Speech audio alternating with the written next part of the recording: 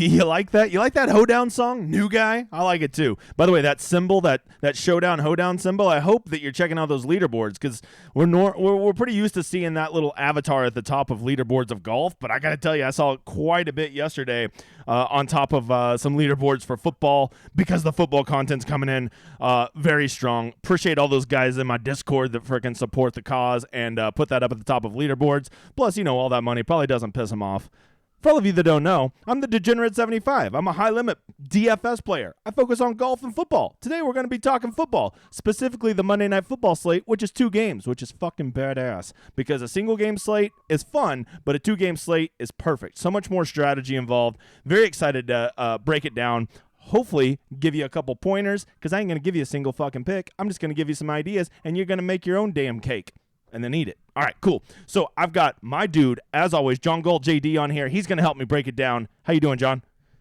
What's up? Good morning. Yeah, like you said, 2-game slates are awesome.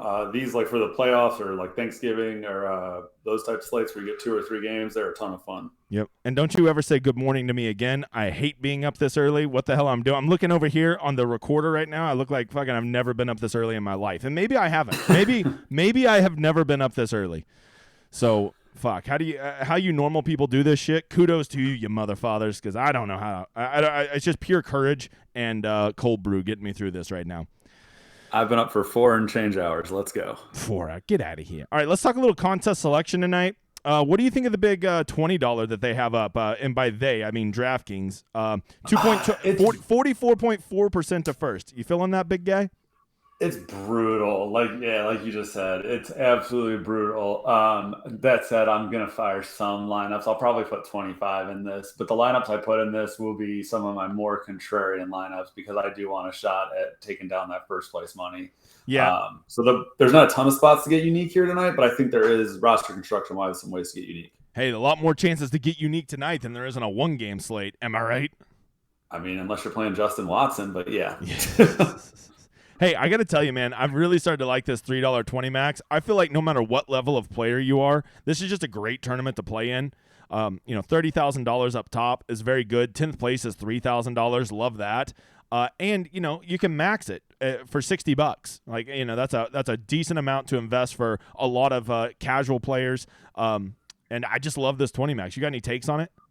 Yeah, it's one of the best for, like you said, for any price point, but really for people building a bankroll, it's totally an affordable price point. It always has a good structure. They usually have, a variant of this tournament for every slate.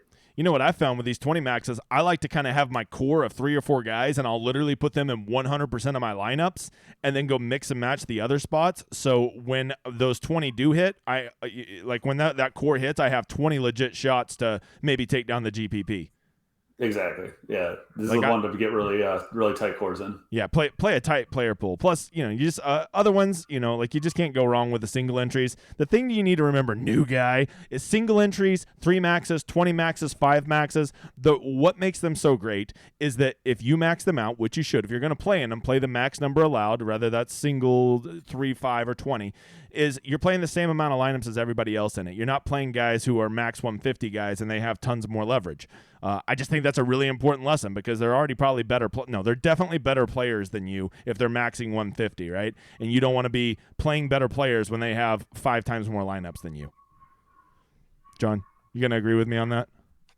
Sometimes I'll fire less. Like I'm probably going to do 25 and the $20, but as a general rule, it is preferable to put in the most entries. And the contests you identified are some of the best structured contests. Are you going to say? So I understand you are probably a little bit richer than most of the people listening to this show, so you can afford to take some punts in this $20, put 25 in it. Even if it's a negative EV play, because you got that kind of bankroll. But if you got somebody, I'm lighting $500 on fire. Okay, that's what you got to remember. We're preaching to the masses here. Okay, they're not. We're trying to help people be sustainable and not be, fucking losers. You basically lose right off the bat when you play in those. Yeah, it's the structure's so bad. It really is. The payout structure is so bad. I mean, this would be a fun tournament if it wasn't a guaranteed milli to first. Yep. If this was just a flat structure, where they paid $225K to first or whatever. Yeah, exactly. $250 would be awesome. $250,000 would be perfect. This would be an awesome tournament. Yep. But as is, it's pretty much. But they got to put the $1 million up top to draw in the fishies. All right, Exactly. let's get over to the optimizer. By the way, go like and sub, you motherfather. We're growing. We're up past 1,400 now. Some people have said, some great scholars said, we should push for 1,500. So you know what? We're going to listen to those scholars, and we're going to do it.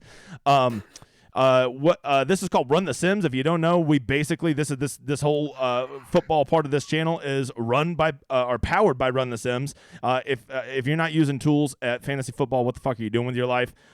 Me and John, we swear by it. They have a 10% off code if you just put in DGen75 DEGEN75 and you'll get 10% off, and it supports the cause. So there you go. Let's talk about this slate tonight, man. You want to look? Let's talk about the two games, and then we'll talk about go position by position. What do you say? Yeah, that's awesome. And real quick on Run the Sims, it is even more useful on a 2-game or a 3-game, like a small slate like this, or even Showdown. It's awesome for.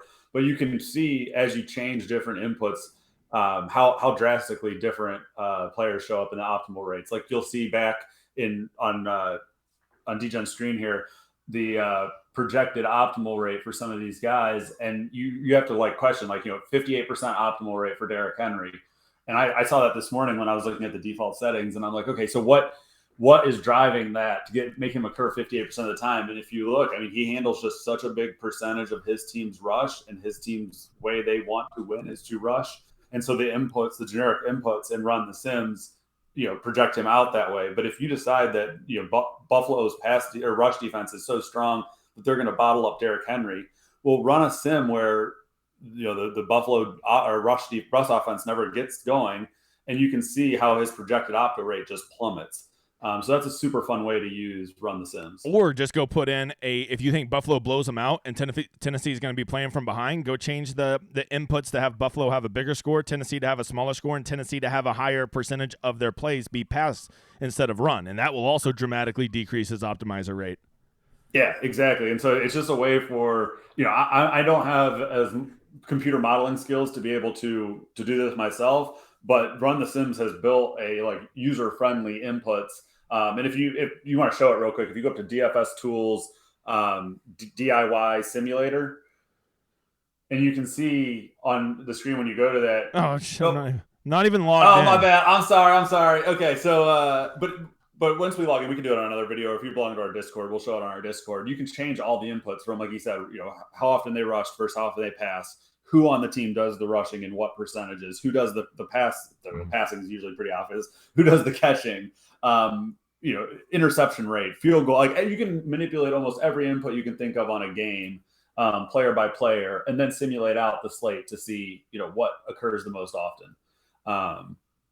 And so yeah, super fun way to use the tool. I guess they're just going to get to see my login. There you go. You're getting to see it anyways, you motherfathers. I'm logging in. I'm committed to the process at this point.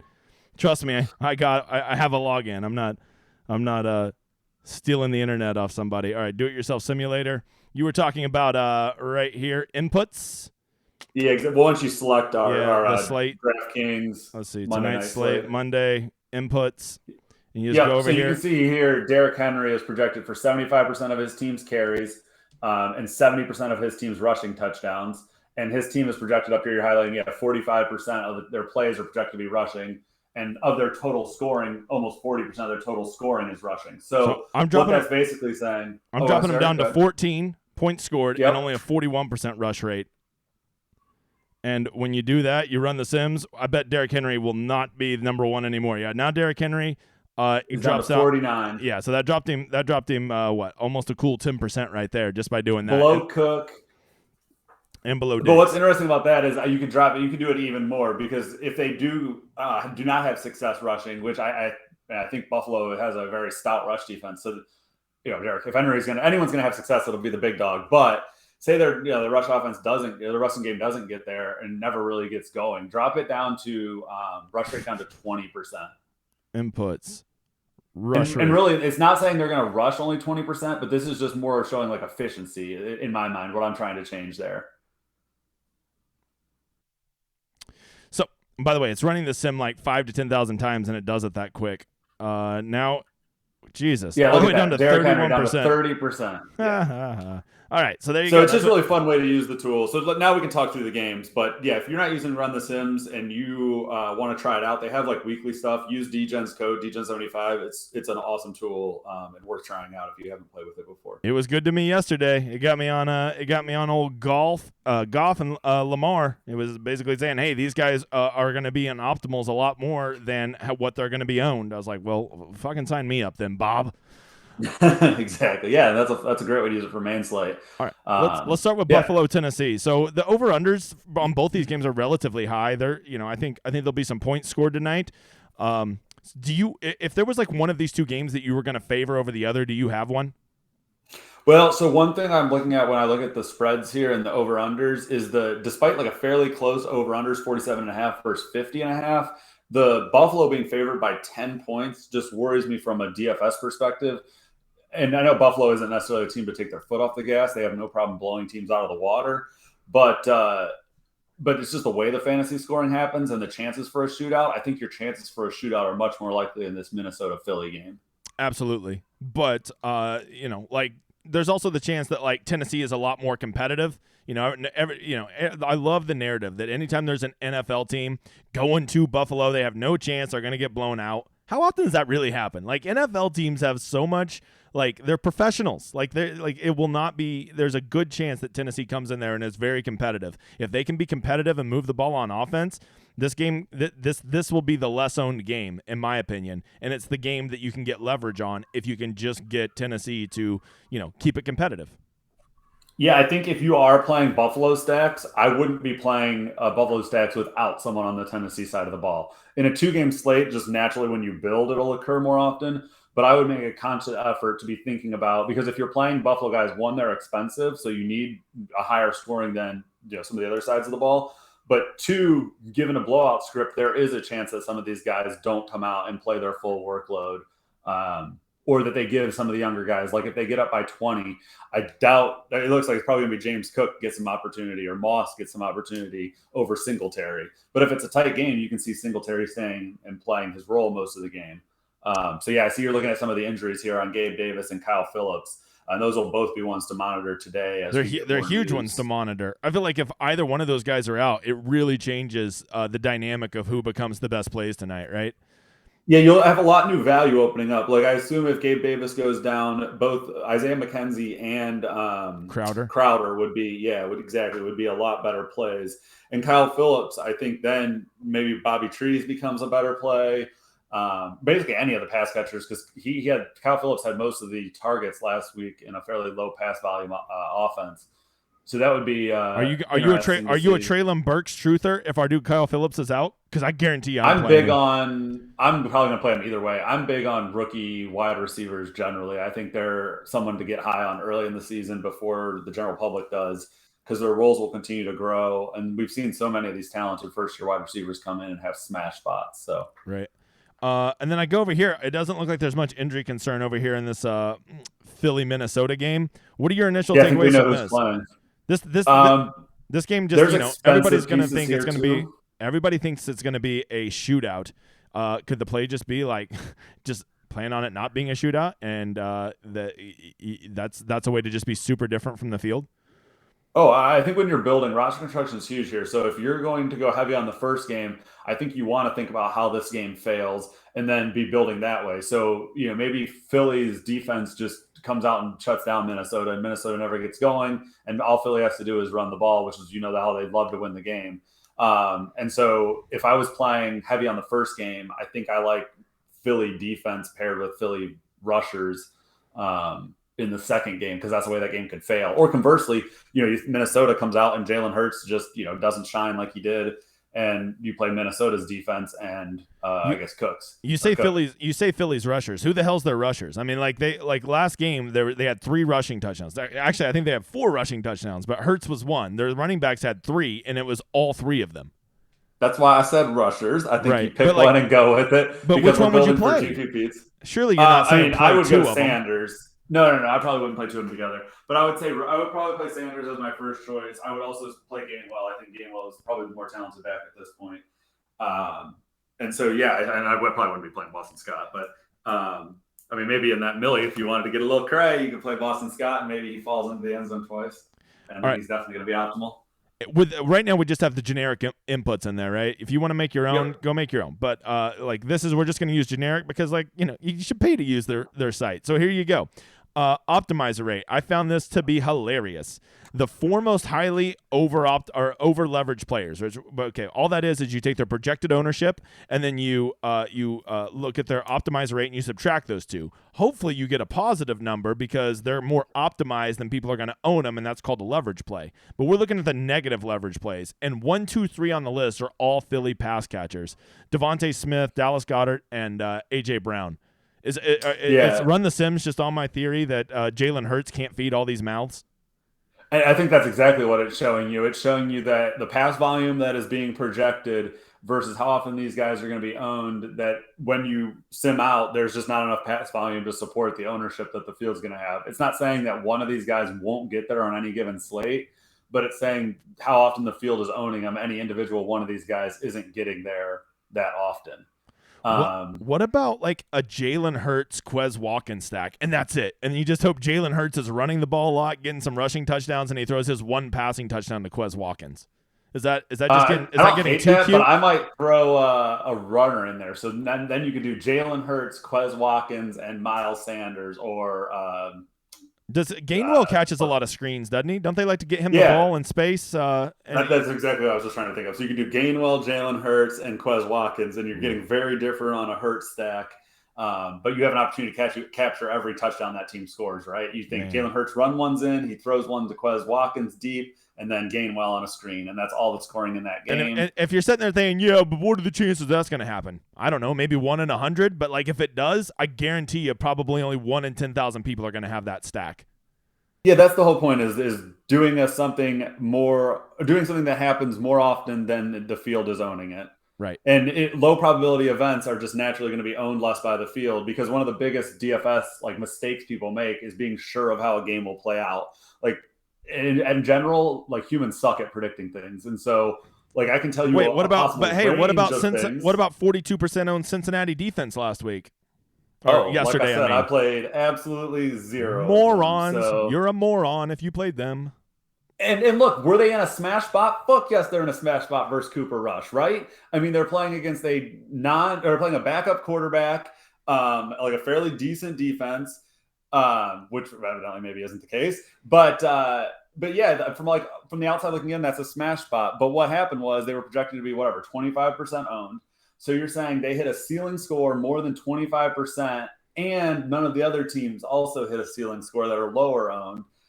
It's just like that doesn't occur 1 in 4 times on an NFL slate. Like NFL is just variable to begin with, and there's 12 games going on main slate yesterday. Silliness. They weren't going to be the nuts 25% of the time or more. Right. And but they were cheap. I need a cheap defense. There's other cheap defenses, Dickie. That's the point. Okay. I played plenty of cheapy defenses. Yeah, I did too. Some of them did well. I had a lot of Cardinals defense, and I didn't even see how they won the game, but I noticed I jumped up a lot of money at the end. Did they get like a pick 6 or something to end it? I was golfing. They stupid fumble recovery for a touchdown. 58 yards. I was wondering, I jumped up a few $100, and I was like, what the hell happened in that game? Because I figured I was under leveraged in that game, and I was definitely under leveraged in that game, except on the defense. That was definitely a game to be good to be under leveraged, or it looked to be great to be under leveraged on for a while. Yeah, when it was like 17-0 or something like that for a long time. I was trying to check on my my phone. Kind of slow, and Arizona did nothing for the first half, so it was an opportunity to really make up some ground because the field loved that game. But anyways, this is Save for our review show. Tune into our show tomorrow and check out our review show.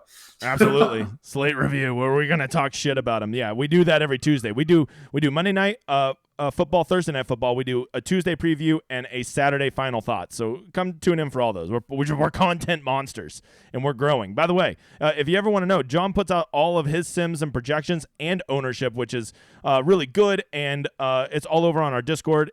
You can connect to it. We had like 15 people sign up this weekend. We're pushing to 300 quick. Come check it out. It's pretty cool. We do golf and football over there. You have direct access to us, and we're going to turn around after this and go make a way better video for them. So if you're interested in that, come check it out because we're pretty smart cats.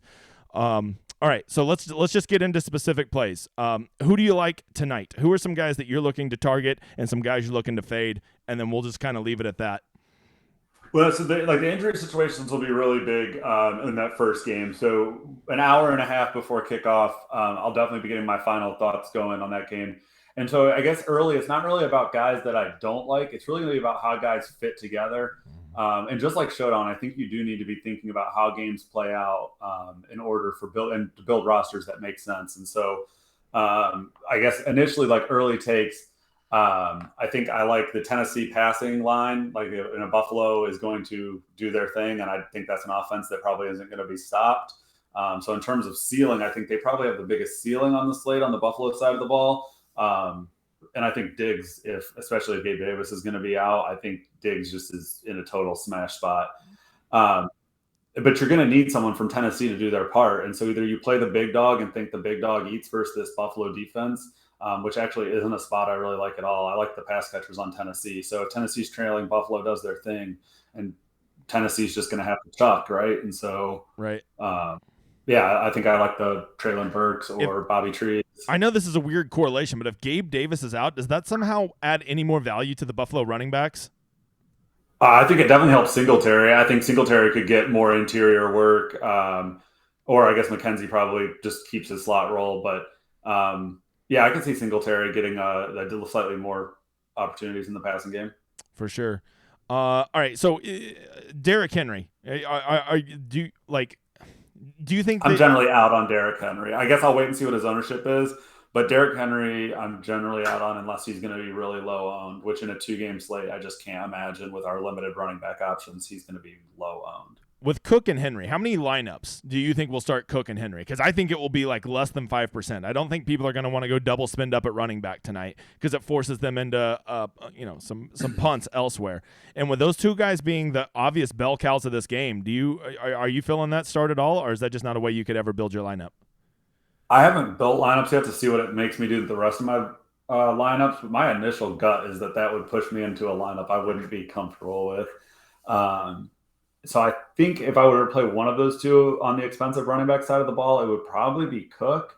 But like I said, I haven't built lineups yet. But my initial gut reaction is to pay down at running back on this slate.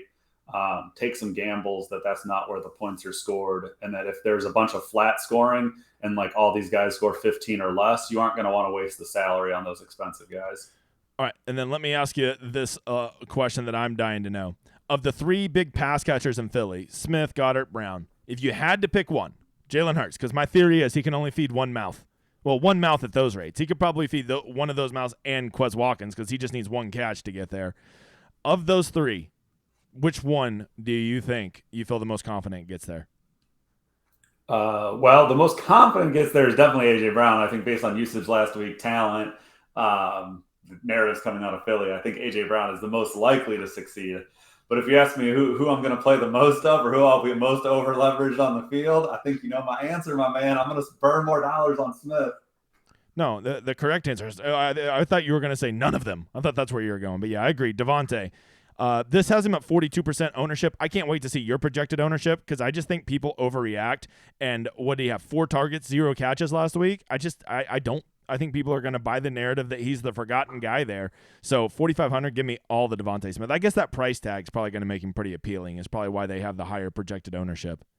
Yeah, and that's another thing I want to see once I start building lineups because I'm guessing you are going to need some cheapy guys because this isn't a particularly cheap slate looking at some of the pricing. Like there's really not a lot of value options that I see. Yep. And so the few value options that are there may end up getting steamed more. And like you said, like normally I could see people just being like, no, fuck Smith. He had a terrible game last week and just using week 1 as a complete reason to buy off him or to be off him. But I think the field's generally gotten sharper. And 2, I think the value the value pieces will get pushed up because there aren't very many of them. Can we go ahead and talk about the quarterback with the highest leverage according to Run the Sims? Ryan Tannehill, the nuts play. Are you in? Are you going to go with me on Tannehill? Well, okay, so let me just point out one thing, and why he is projected for the highest leverage, meaning the chance of him being optimal versus how often he's owned. He is only projected to be optimal 9% of the time. And so it is a low probability event. It does represent some leverage. But to me, I probably am not going to get there. Kind of like my thoughts yesterday, and it almost got there. Fuck, if Mark Andrews could have scored a little bit more, he would have broke the slate.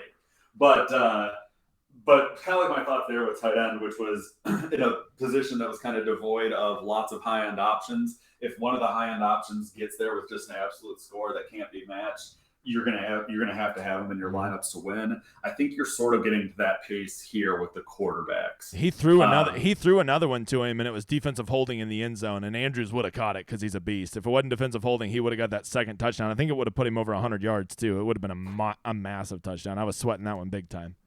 Yeah, and if he could have got there, like I said, that would have been a slate breaker. And I played over 40%. I think I was at 45 or 50% Andrews. Boomer Sooner. If he could 30 burger, like game over.